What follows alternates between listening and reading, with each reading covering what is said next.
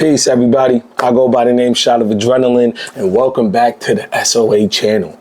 Now, today we're going to jump straight into some music and culture talks, as we do a lot on this channel, but specifically when it comes to dancehall, rhythms, and global impact. Now, look, a rhythm is not just a beat.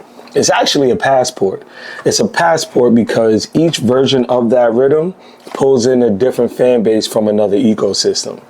Now, for the artist and producer, that's freaking fantastic because it contributes to the growth, the popularity of that record, and of course, the financial incentive behind it. In other words, artists should always look at using a rhythm as a growth lever, not just a feature opportunity. Now, think about it. If you're a producer of that rhythm or a label exec that signed that producer, putting out a hot rhythm is its own marketing, all right? And it pays for itself if it's done correctly.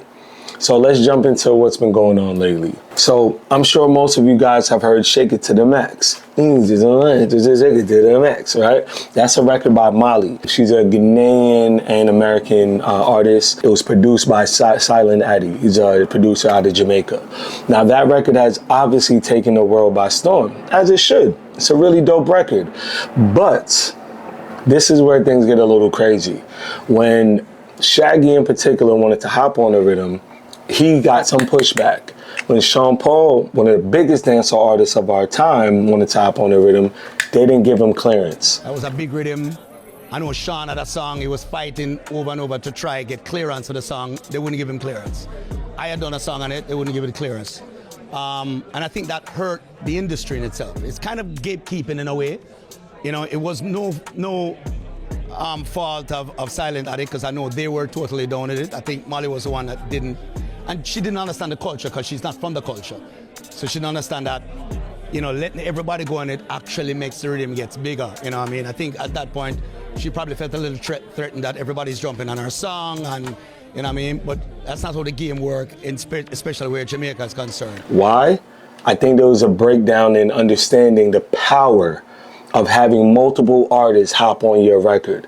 Now, I'm not gonna say Moliy blew it because she turned down all these major artists, but Shaggy did voice some concerns that he had. Because in dancehall culture, you're supposed to allow the different artists to hop on the rhythm because it blows up that record. It expands its reach. And honestly, that producer and artists are incentivized to do it because they get paid off of every version of it. Let's think about it. Some of the biggest rhythms to date, the bookshelf rhythm, Diwali rhythm, even the most current right now, Hill and Gully. I saw she slip, I saw she slide on. I made me push it inside, y'all. Now, each one of those records alone have spawned a bunch of other records, which in turn, each record equals another revenue stream for the owner of that rhythm. So of course, the producer eats and eats and eats and eats, and so does that original artist. Not understanding the rhythm economy pretty much means you're leaving money on the table. But more importantly, you're also leaving cultural relevance on the floor. Now, why this is important is because the DJs are the tastemakers. All right, a dancehall rhythm doesn't doesn't bust the same way a pop record does. A pop record, you know, goes through the general levels, you know, send it to the radio stations. All right, let them go perform this record. Let's go on a promo tour. When it comes to rhythms, they're gonna take it to a sound clash. They're gonna take it to a stage show. They're gonna take it to a session. And this is how it builds up that momentum before it even freaking touches radio. That's because the ecosystem in which it's being put into is already looking for it. It's anticipating to hear 9 different artists or 9 different interpretations of that record. Now, in my opinion, the What You Feel Like rhythm has surpassed Shake It to the Max in cultural impact. That's just me, because you know what they allow them to do? Do what rhythms do. You got Movado on there, you got Cartel on there, you got Chronic Law on there. You have dozens of people who have hopped on that rhythm, to the point now where people can create a whole playlist just off of that one rhythm, and half of them are hits. That's the beautiful part of it. Remember, Get Busy, No Letting Go, who else? The Uh-Oh record by Nina Sky. Those are 3 different artists on one beat that all made smash hits. So when we talk about Molliy and Shake It to the Max and maybe the disconnect of understanding the cultural importance of being able to collaborate with other artists, I feel like it tainted its growth a little bit. Globally, a bunch of y'all will probably say I'm fucking out of my mind. They're still listening to it now. But when you think about the immediate impact on the culture that it represents, it did leave a sour taste in folks' mouth. That's just the truth. Still a dope record. Shenseea is on it, Skilly is on it. You know, it's dope, but it's not where I personally think it could have went. And that was to the detriment of Molliy as a new artist. Now, I'm pretty sure she has many, many, many more records in the chamber. She must have a good team, especially seeing where this record has been taken so far. But I think Shaggy makes a very good point. Dancehall is built on rhythms. When dancehall has not gotten a rhythm, that is a song that is breaking out big, like Shake It to the Max, and it happens, which is, to Massive. me, the biggest record. Massive. You know, Yeah. that's an opportunity. You know, when you got somebody like a Sean Paul jumping on it, could kickstart it for multiple artists.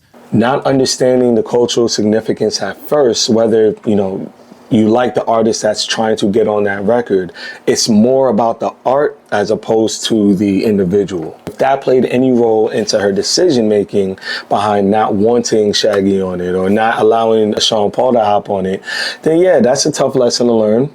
But lesson learned. Now let's think about it on a bigger algorithmic level. Today, everything is about content. And content does add to longevity, whether we like it or not.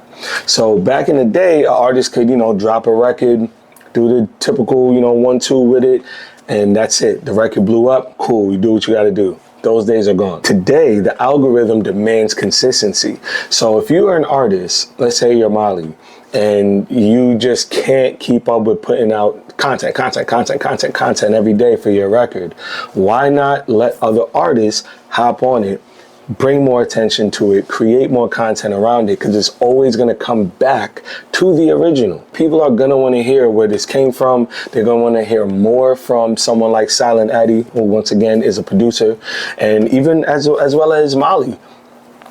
It was a missed opportunity. But her and Shaggy being able to talk and reconcile and to really get an understanding behind what happened or what was the disconnect, what was the miscommunication, that's also part of collaboration.